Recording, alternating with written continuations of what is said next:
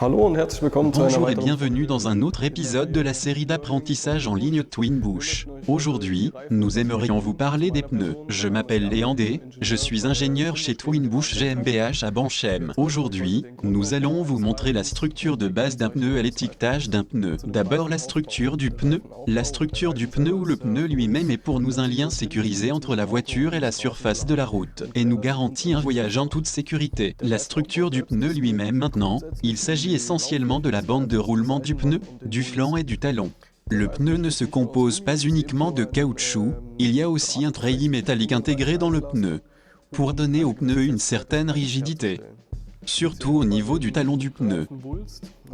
Lame en fil d'acier est noyée dans le talon du pneu et forme un anneau dans tout le pneu.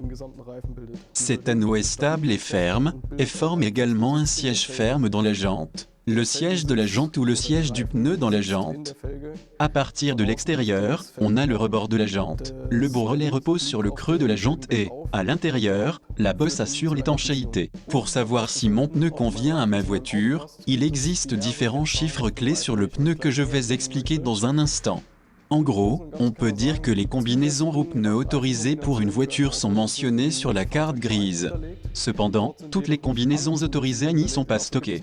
Il existe d'autres documents pour cela. Ceux-ci peuvent être demandés auprès du fabricant ou peuvent être trouvés sur Internet. Il existe également un cas particulier si vous souhaitez monter des pneus spéciaux ou des combinaisons roues-pneus sur votre voiture, qui n'appartiennent pas aux combinaisons autorisées. Vous pouvez également faire établir un certificat TÜV et ainsi le faire certifier.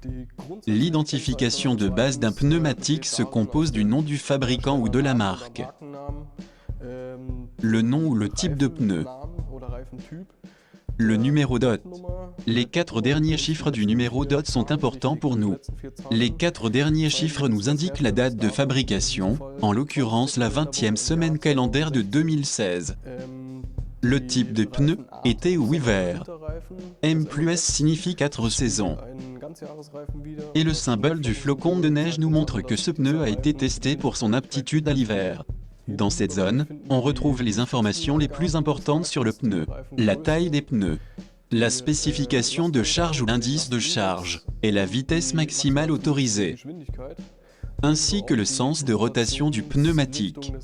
Lors du montage, il est important de s'assurer que le pneu est monté dans ce sens de rotation.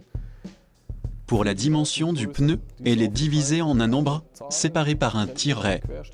Encore un chiffre, une lettre et un chiffre. Le premier chiffre, 225, est la largeur nominale de la bande de roulement. Le 45 est la relation entre la bande de roulement et le flanc.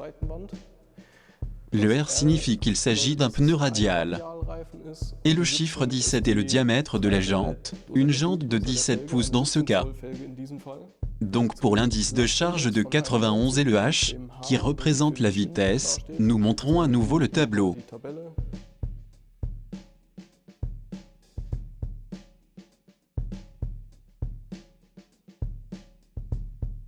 À un moment donné, la question se pose, puis-je encore conduire avec mon pneu ou dois-je le changer? Il y a plusieurs indicateurs qui me disent si je peux encore conduire le pneu ou non. D'une part, il y a le numéro DOT, qui vient d'être mentionné, l'année ou la date de fabrication. Pour donner un ordre de grandeur, le pneu ne doit pas être utilisé plus de 6 ans, car après un certain temps de vieillissement, le caoutchouc devient cassant et le matériau peut s'effriter.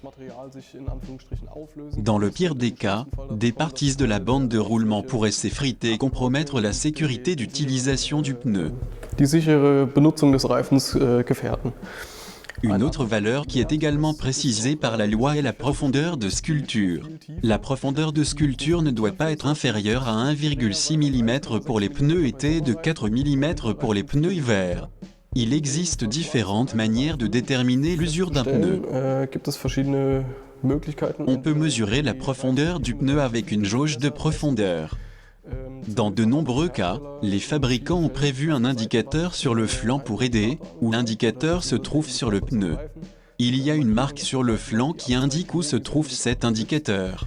Dans ce cas, il s'agit d'un pneu 4 saisons, c'est-à-dire que nous avons une marque basse et une marque plus élevée. La marque basse est à 1,6 mm de profondeur. À partir de cette profondeur, le pneu serait absolument impropre à la conduite et devrait être remplacé. La marque haute constitue le marquage hivernal de 4 mm.